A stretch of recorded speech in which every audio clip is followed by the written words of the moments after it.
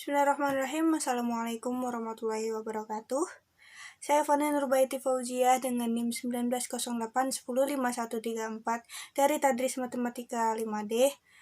Saya akan menjelaskan proposal penelitian saya yang dibuat untuk memenuhi tugas akhir perkuliahan metodologi penelitian bersama Dr. Budi Manfaat, MSI.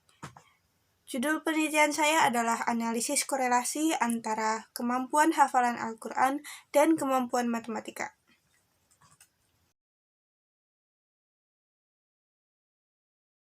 Ya, penelitian ini dilatar belakangi oleh kemampuan hafalan Al-Quran yang memiliki efek yang baik terhadap pengembangan keterampilan dasar pada siswa. Nah, ini juga dapat meningkatkan pendidikan dan prestasi akademis pada siswa. Nah, yang kedua adalah menghafal pasti akan mempermudah dan membantu proses dalam belajar.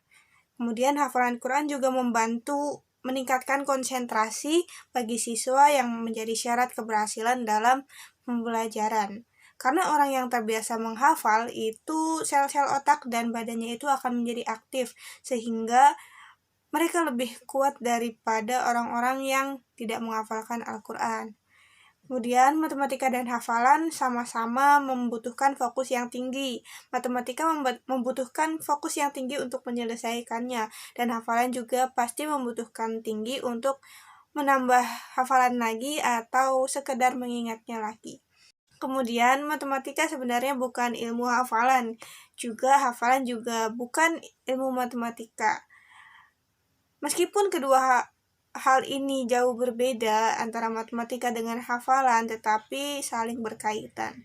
Oleh karena itu, peneliti tertarik untuk melakukan penelitian ini yang berjudul analisis korelasi antara kemampuan hafalan Al-Quran dan kemampuan matematika.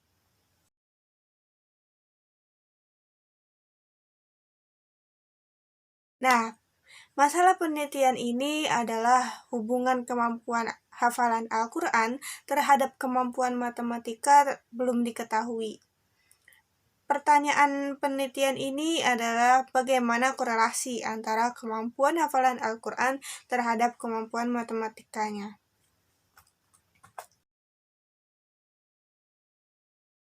Kita beralih kepada tinjauan konseptual dan tinjauan teori. Yang pertama ada tinjauan konseptual, yaitu hafalan Al-Quran dan kemampuan matematika. Hafalan Al-Quran menurut Abdurrabbi Nawabuddin mengandung dua unsur pokok. Yang pertama, hafal seluruh Al-Quran. Yang kedua, itu mencocokkannya dengan sempurna dan senantiasa dan terus-menerus dan harus bersungguh-sungguh dalam menjaga hafalannya dari kelupaan. Hafalan Al-Quran ini harus bukan sekedar terus menghafal ayat yang banyak, tetapi juga untuk menjaga hafalan yang telah lamanya. Dan yang kedua ada kemampuan matematika. Kemampuan matematika ini adalah hasil dari proses pembelajaran matematika, yaitu adalah kemampuan untuk menghadapi permasalahan, baik permasalahan matematika atau permasalahan sehari-hari yang berkaitan dengan matematika. Kemudian ada tinjauan teori. Yang pertama ada kemampuan matematika. Kemampuan matematika ini terdiri dari 7 item atau 7 poin. Yang pertama adalah penalaran matematis, komunikasi matematis, pemecahan masalah matematis, pemahaman konsep, pemahaman matematis, berpikir kreatif, dan berpikir kritis. Dan yang kedua ada level berpikir oleh taksonomi Bloom. Ada 6 level berpikir. Yang pertama adalah ingatan, pemahaman, penerapan, analisis, evaluasi, dan kreasi. Nah, dari ke-6 ini juga dibagi menjadi 2. Yang pertama dari poin 1-3 yaitu ingatan, pemahaman, dan penerapan termasuk LOTS atau Low Order Thinking Skill. Kemudian level selanjutnya ada di analisis, evaluasi, dan kreasi, itu termasuk HOTS atau High Order Thinking Skill atau level berpikir tingkat tinggi. Kemudian hafalan Al-Quran. hafalan Al-Quran itu membutuhkan daya konsentrasi yang tinggi. Nah, kemampuan berkonsentrasi yang tinggi ini akan mempermudah siswa untuk menguasai ilmu pengetahuan yang lainnya. Tidak cuma bahasa Arab saja. Biasanya kalau hafalan Al-Quran ini itu kan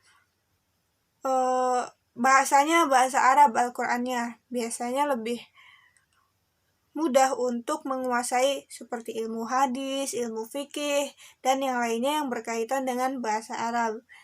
Tetapi di sini karena konsentrasi yang dimiliki oleh penghafal Al-Quran itu tinggi, maka akan memungkinkan siswa untuk memahami pelajaran yang lainnya itu mudah, sehingga kemampuan berpikirnya tidak cuma mengingat, meskipun dilihatnya dalam hafalan Al-Quran ini pasti orang-orang melihatnya cuma mengingat saja, padahal tidak, karena bisa sampai memiliki kemampuan berpikir tingkat tinggi atau HOTS.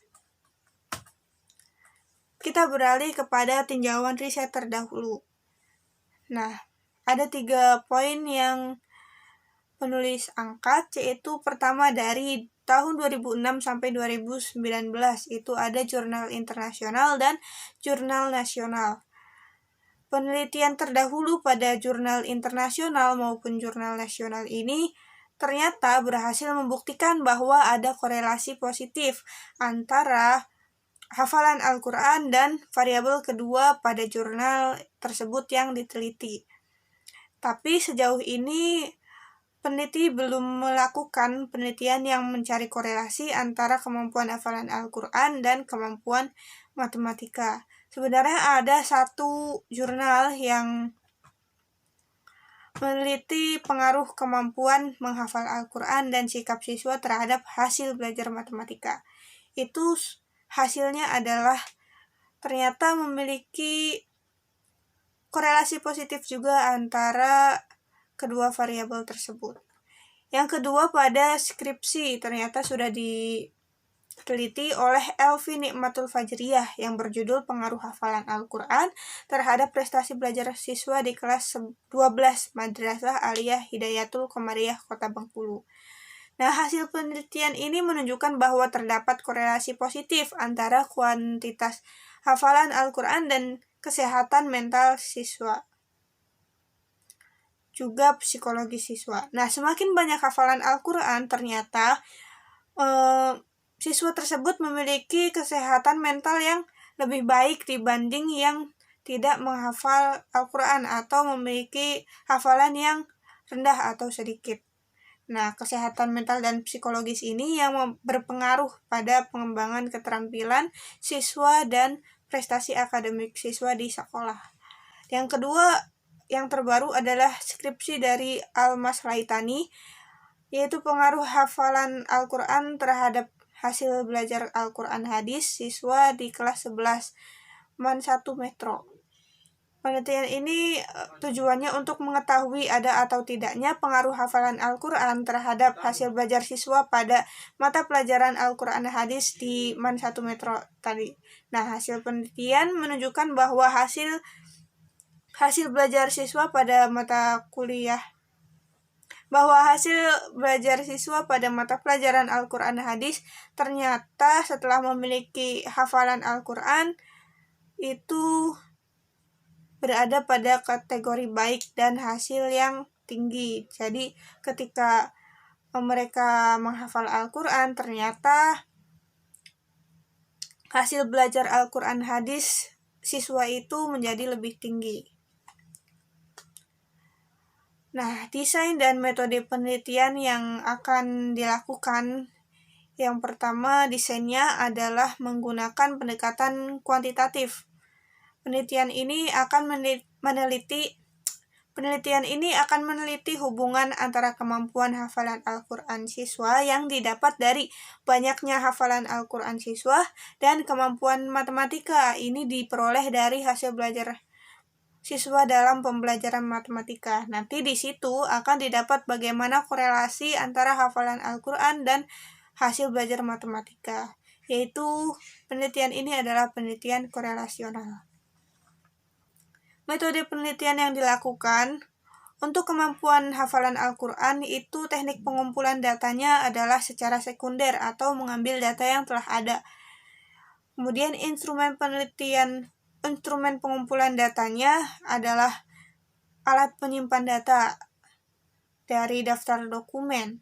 Dan yang kedua, pada kemampuan matematika itu akan dilakukan pengukuran pada tes hasil belajar. Siswa itu nanti akan dites secara langsung atau bisa saja mencari data sekunder dari sekolah seperti variabel pertama yaitu kemampuan hafalan Al-Quran. Nah, teknik analisis datanya adalah teknik analisis korelasional antara dua variabel tersebut.